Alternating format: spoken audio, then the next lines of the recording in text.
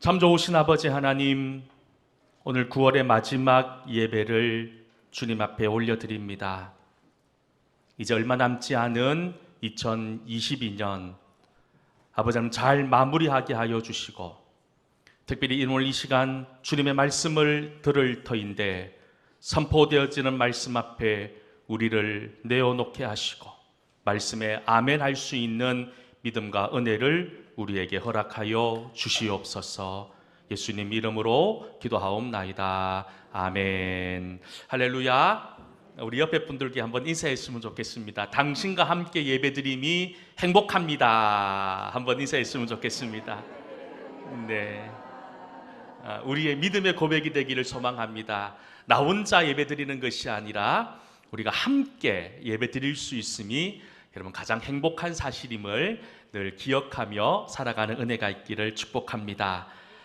최근 영국의 여왕이었던 엘리자베스 2세가 96세의 나이로 세상을 떠났습니다. 25살의 여왕이 된 이후로 지금까지 70년이 넘는 시간 동안 영국 역사상 가장 긴 재위 기간을 보낸 왕으로 기억됩니다. 웨스트민스터 사원에서 거행된 그의 장례식은 200여 나라의 생중계가 되었을 뿐만 아니라 전 세계의 웬만한 지도자들이 다 참여하는 그런 아주 융성한 그런 장례식이었습니다. 여러분들은 엘리자베스 2세의 장례를 보면서 어떤 생각이 들었습니까? 저는 이 장례를 보면서 아무리 위대한 사람이라고 하더라도, 아무리 능력 있고 아무리 부자이고 아무리 많이 배운 사람이라고 하더라도 죽음 앞에서는 만민이 공평하다는 이 망고의 진리를 다시 한번 깨닫게 되었습니다. 옛날 로마 제국에서는 전쟁에서 승리를 거둔 개선 장군과 군인들을 격려하기 위해서, 또 이 승리의 기쁨을 함께 백성들과 누리기 위해서 시가행진을 했다고 합니다. 근데 그 시가행진에는 로마의 군인들만 있었던 것이 아니라 그 전쟁에서 잡힌 전쟁 포로들이 마지막에 함께 입장시켰다고 하는데, 그들이 그 마지막에 입장하면서 그 노예들로 하여금 어떤 단어를 외치게 했다고 합니다. 그 단어가 무엇이었느냐? 바로 죽음을 기억하라라는 뜻을 담고 있는 메멘토 모리라고 하는 단어였다고 합니다. 뒤에 따르는 이 노예들이, 이 종들이 메멘토 모리라고 외칩니다. 사실 이 메멘토 모리라고 외치는 이 단어의 의미는 매우 중요합니다.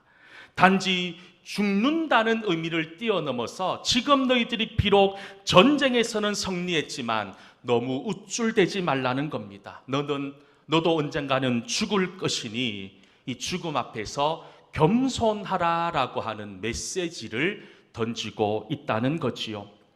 미국 어느 인디안 부족에도 이런 비슷한 이야기가 전해지고 있답니다.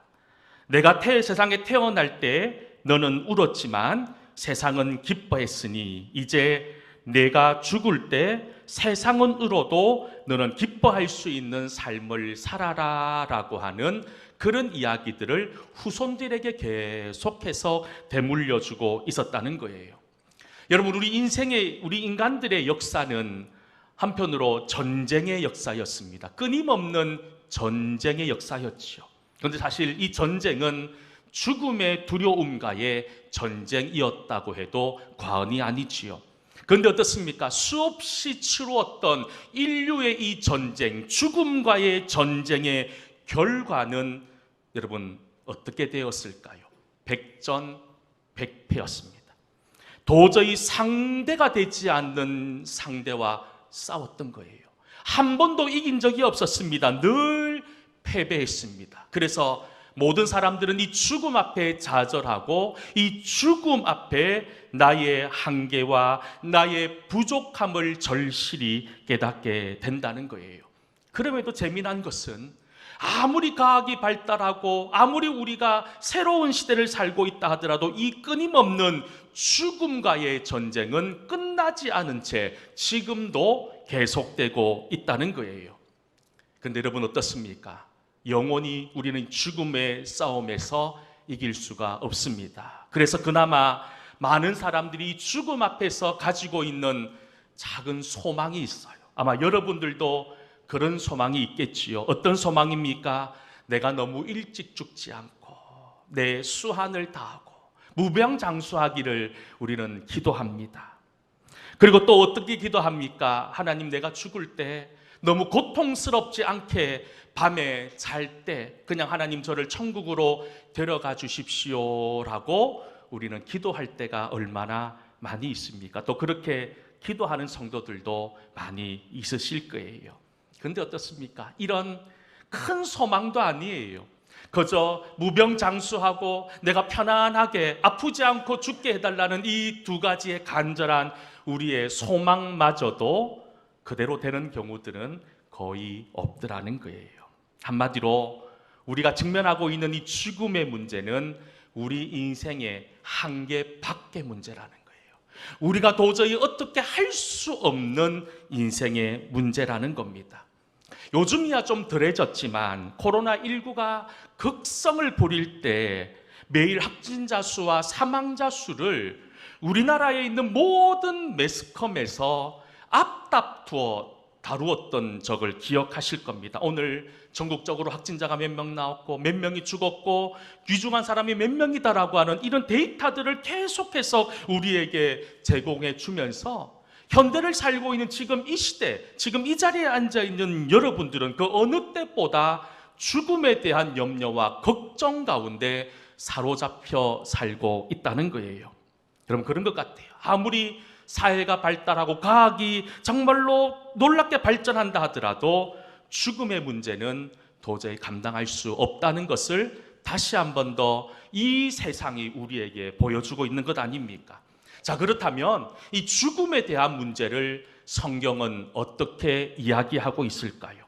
히브리서 9장 27절 말씀에 보면 이런 말씀을 우리에게 주시고 있습니다.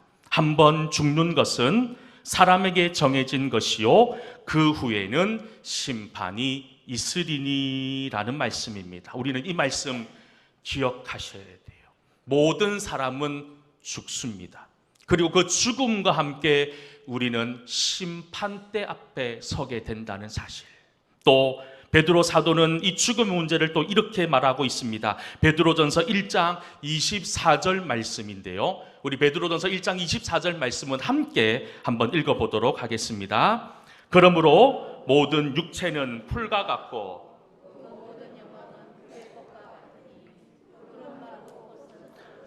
그렇습니다. 풀은 마르고 꽃이 떨어지는 것 같이 우리의 인생도 그렇게 된다는 거예요. 제가 여러분들에게 많은 말씀들을 드리지만 한 가지 다시 한 번 더 확인시켜 드리고 싶은 것, 여러분, 이 사실, 우리는 죽음에 이른다는 사실입니다.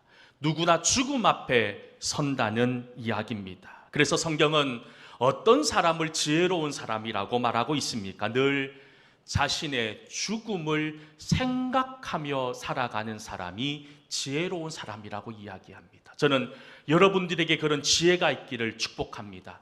그저 내가 이 세상 영원히 살 것처럼 살아가는 인생이 아니라 나도 이제 언젠가는 죽어간다, 나도 이제 언젠가는 죽는다라고 하는 이 만고의 진리 앞에 늘 죽음을 준비할 수 있어야 된다는 이야기지요.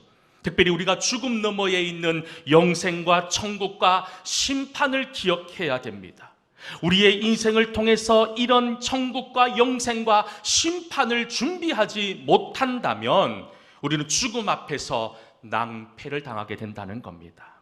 여러분, 죽음을 준비하는 지혜로운 사람들에게 나타나는 공통된 특징들이 있습니다. 그것이 뭐냐 하면 지금 내가 가지고 있는 지식과 시간과 물질과 재능과 건강, 이것을 사용하는 것이 그저 내 유익과 만족을 위함이 아니라 어떻게든 내가 가진 것을 통해서 하나님을 기쁘게 하시고 하나님을 기쁘게 하고 어떻게 하면 좀 더 덕을 세울 수 있을까를 고민한다는 사실입니다.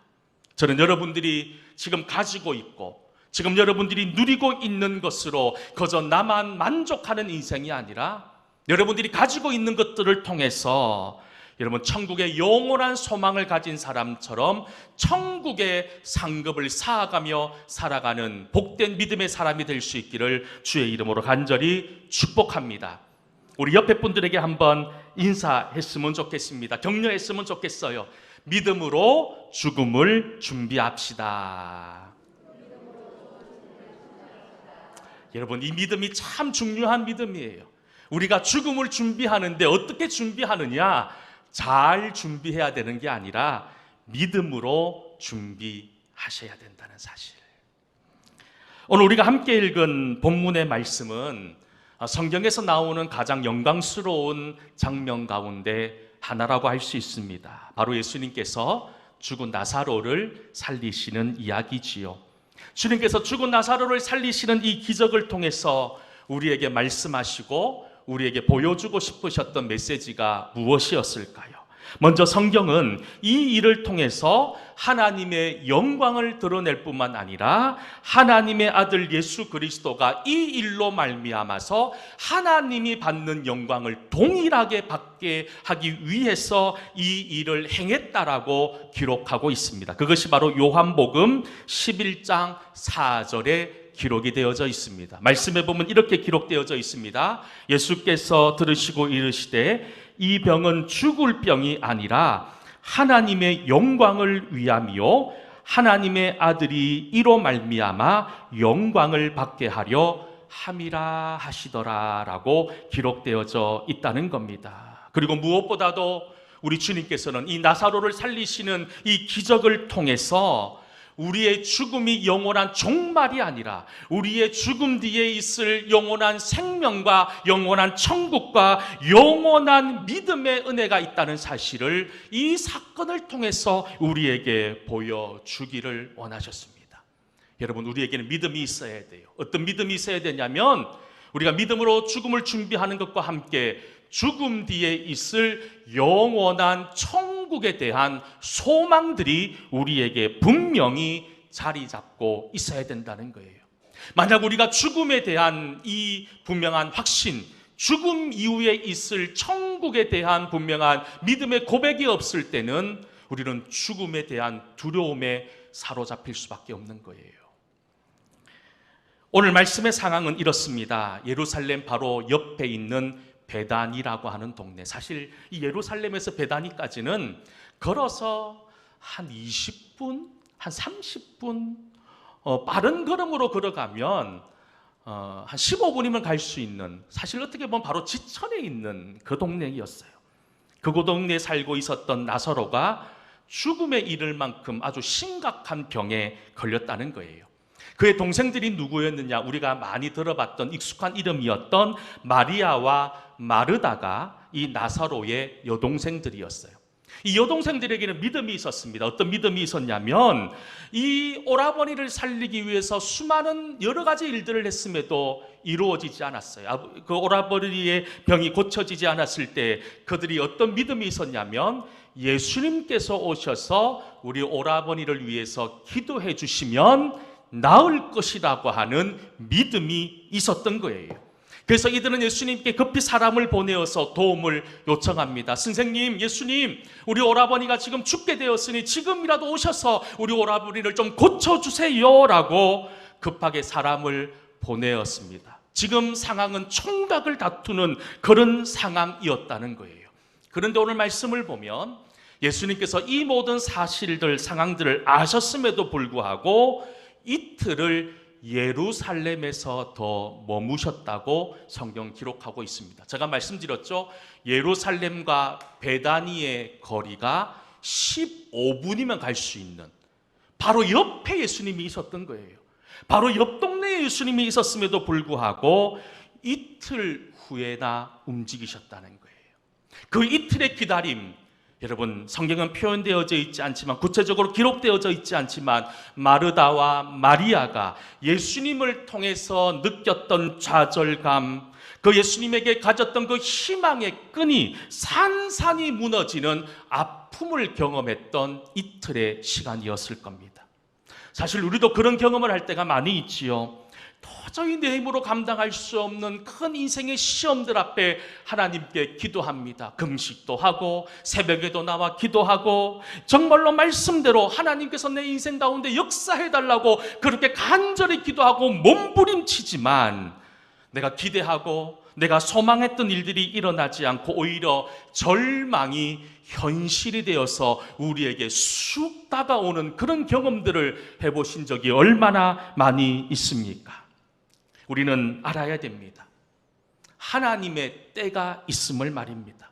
우리는 또 하나님의 때가 있음을 믿는 사람들입니다. 하지만 내가 만약 그런 고난의 순간에 직면했을 때 우리가 늘 힘들어하는 것이 하나님의 때와 내가 소망하고 기대하는 때가 일치하지 않는다는 겁니다. 내가 생각할 때는 지금 당장 오셔서 역사해 주셔야 되는 것이 우리의 생각이었는데 하나님, 우리 주님은 그러지 않으셨다는 겁니다. 하지만 우리가 나사로의 죽음을 통해서 발견하고 깨달을 수 있는 것이 무엇입니까? 비록 하나님의 때와 내 때가 맞지 않다 하더라도 결국 하나님은 하나님의 선하심과 하나님의 인자하심을 하나님의 때에 분명히 드러내 주신다는 사실 말입니다. 여러분, 그렇게 예수님께서는 이틀을 지체하신 후에 나사로의 집으로 향하셨습니다. 그런데 여러분, 지금 나사로는 어떤 상태가 되었습니까? 성경은 일어나지 말아야 될 일이 일어났습니다. 그의 여동생들이었던 마리아와 마리아가 일어나지 않기를 소망했고 기도했던 일이 현실이 되어버렸어요. 오빠가 죽었다는 겁니다. 여러분, 죽었다는 것은 더 이상 할 게 없다는 거예요. 모든 상황이 종료되었다는 거예요. 끝났다는 이야기입니다. 그저 이제 할 수 있는 것이라고는 장사 지내고 무덤에 안치하는 것밖에 없다는 거예요. 모든 것이 끝난 그곳에 예수님께서 오셨어요. 절망과 좌절과 눈물만 가득한 그곳에 예수님께서 오셔서 하신 말씀이 어떻게 보면 마리아와 마르다에게 더 큰 상처가 될 수도 있었던 말씀이었어요. 그 말씀이 무엇이었느냐? 15절 말씀입니다. 우리가 이 15절 말씀을 잘 보셔야 돼요. 15절에 우리 예수님께서 뭐라고 말씀합니까? 우리 같이 한번 읽어볼까요? 내가 거기 있지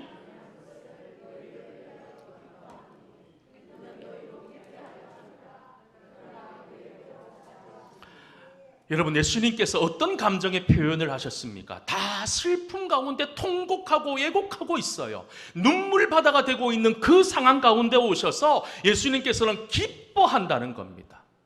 우리 예수님께서 이렇게 공감 능력이 떨어지시는 분이셨습니까? 이렇게 상대방의 아픔을 모른 채 하시는 분이셨어요? 주님께서 지금 말씀하세요. 내가 거기 있지 아니한 것, 다시 말하면 내가 나사로가 죽는 그곳에 있지 아니하는 것을 내가 기뻐한다라는 말씀을 주고 있다는 겁니다. 다들 슬픔에 빠져 있을 때 이 예수님의 말씀에 이해하고 납득할 만한 사람이 여러분 어디 있으시겠습니까? 나사로의 동생인 마르다와 마리아의 생각은 예수님의 생각과 완전히 달랐습니다. 어떻게 보면 이것이 우리의 생각일 수도 있겠지요. 마르다가 예수님에게 가장 먼저 무엇을 말합니까? 21절 말씀에 보면 이렇게 말씀하고 있습니다. 마르다가 예수께 여짜오되 주께서 여기 계셨더라면 내 오라버니가 죽지 아니하였겠나이다. 예수님 왜 안 오셨어요? 따지듯 묻고 있는 이 마르다. 근데 마르다만 그러는 게 아니에요. 그의 또 다른 여동생이었던 마리아 역시 동일한 이야기를 합니다. 32절 말씀에 보면 뭐라고 이야기합니까? 우리 32절 말씀도 같이 한번 읽어보도록 하겠습니다. 마리아가 예수 계신 곳에 가서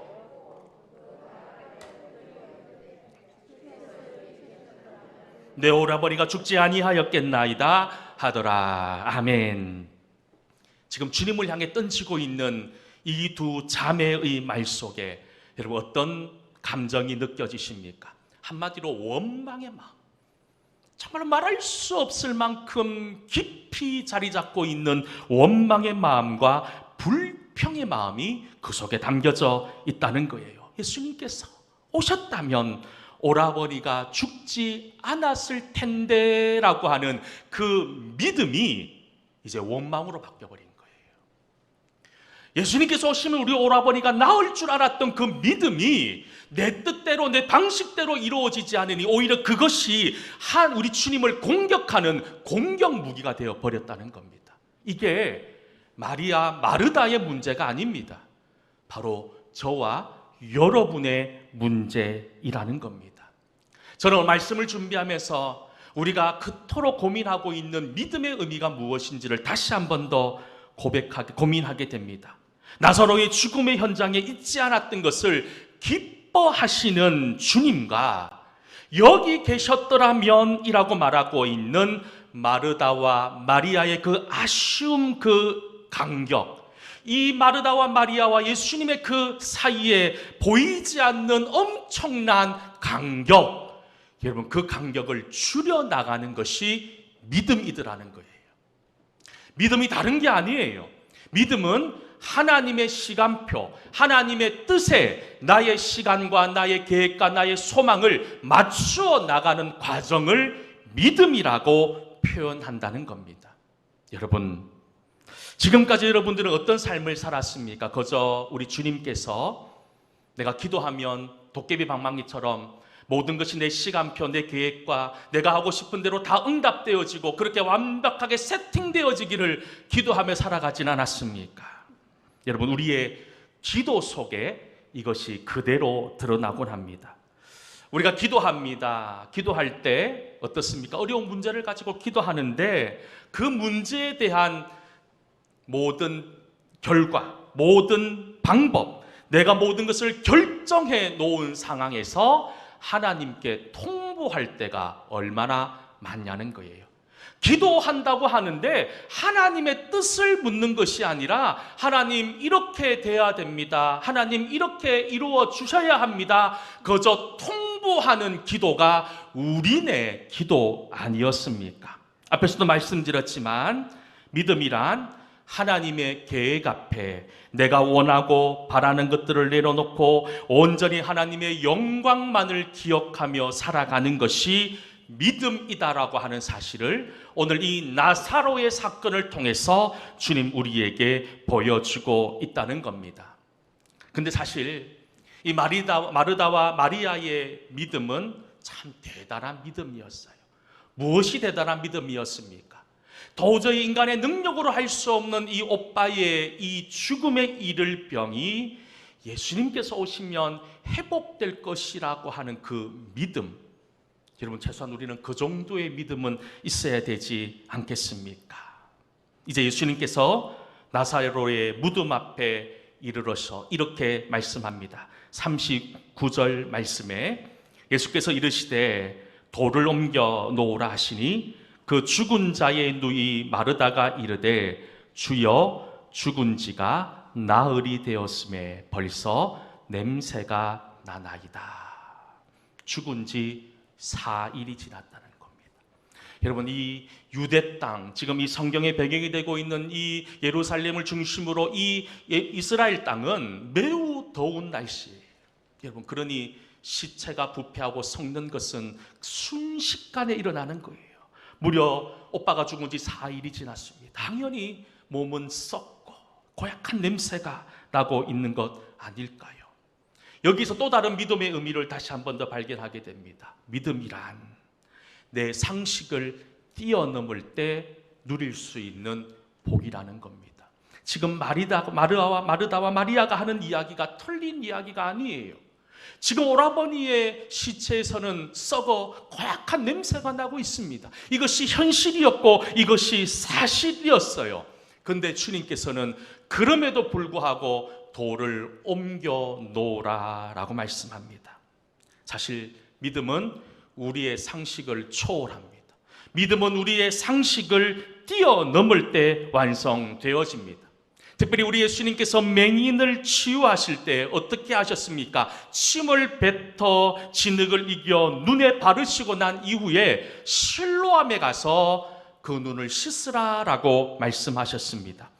여러분, 평생 앞 못 보고 살았던 사람이 거저 예수님의 침 뱉고 그것으로 만들었던 진흙을 눈에 바른다고 해서, 그리고 실로암 연못에 가서 씻는다고 해서 그 눈이 떠질 수 있습니까?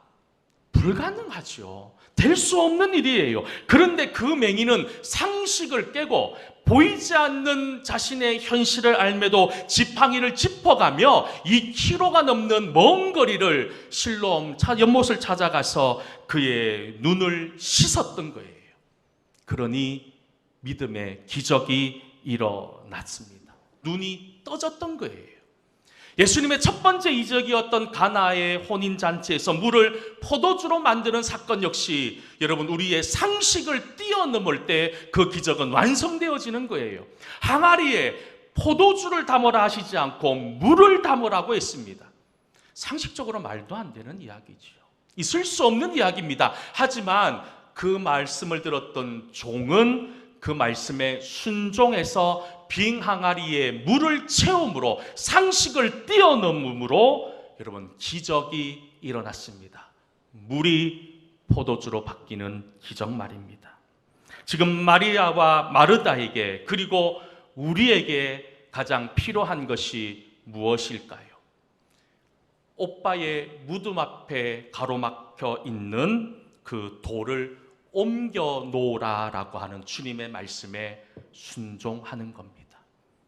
특별히 오늘 40절 말씀에 이렇게 말씀합니다. 40절 말씀을 함께 읽어보도록 하겠습니다. 예수께서 이르시되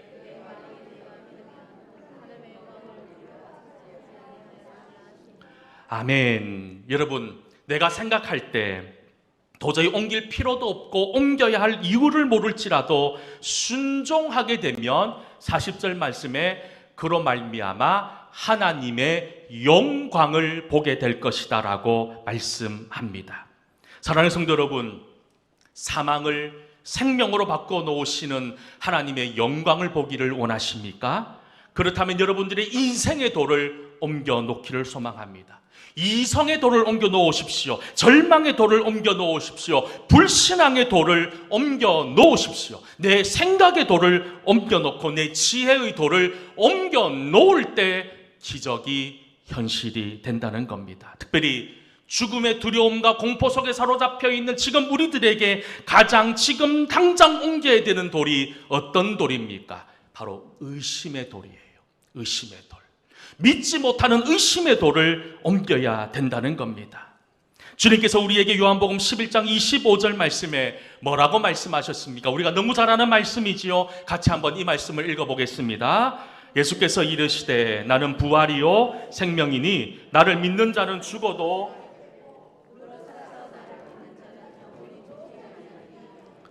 이것을 내가 믿느냐. 아멘.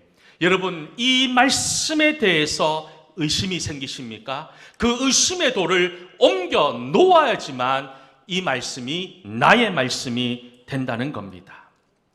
주님께서는 우리에게 절망과 아픔과 고통을 주기 원하시는 분이 아니에요.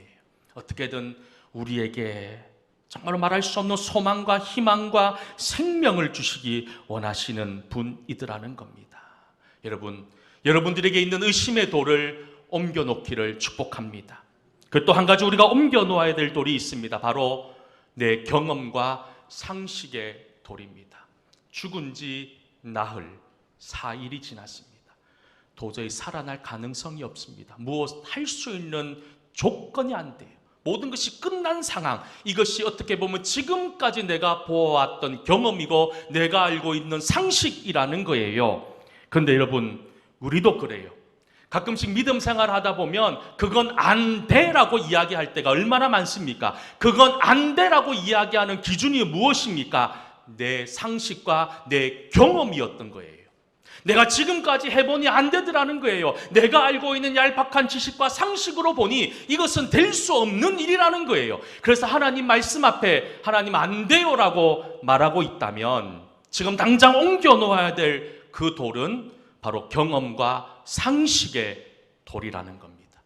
내가 만약 경험과 그 상식의 돌을 옮겨 놓는다면 그 옮겨 놓음과 동시에 우리는 하나님의 능력을 보게 됩니다. 우리를 치료하시고 우리를 만져주시고 우리에게 응답해 주시는, 우리에게 소망을 주시는 주님을 만날 수 있다는 사실, 저는 여러분들이 그런 은혜가 있기를 축복합니다.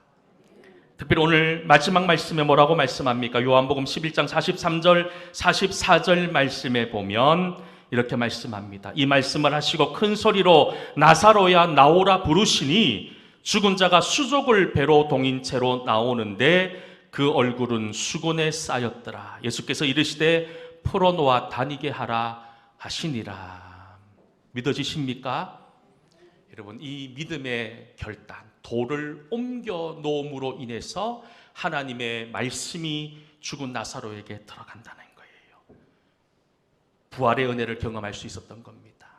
사랑하는 성도 여러분, 지금 우리는 어떤 세상 속에 살고 있습니까? 아마 예수님이 오시기 전 죽은 나사로의 집같이, 초상집 같은 세상 속에 살고 있습니다. 절망과 슬픔만 가득합니다. 불신과 원망만 가득합니다. 두려움과 시체 섞는 냄새들로 가득한 이 현실 세계 속에서 우리는 주님의 말씀에 순종함으로 내 인생의 돌들을 옮겨 놓을 때 우리 인생을 통해서 부활의 사람으로 새로워질 수 있다는 사실, 그 믿음의 은혜가 우리 속에 충만할 수 있기를 주의 이름으로 간절히 축원합니다. 오늘 주보에 악보를 하나씩 넣어드렸죠. 주가 일하시네라는 제목의 찬양입니다. 우리 이 찬양하고 난 이후에 헌금 드리도록 하겠습니다.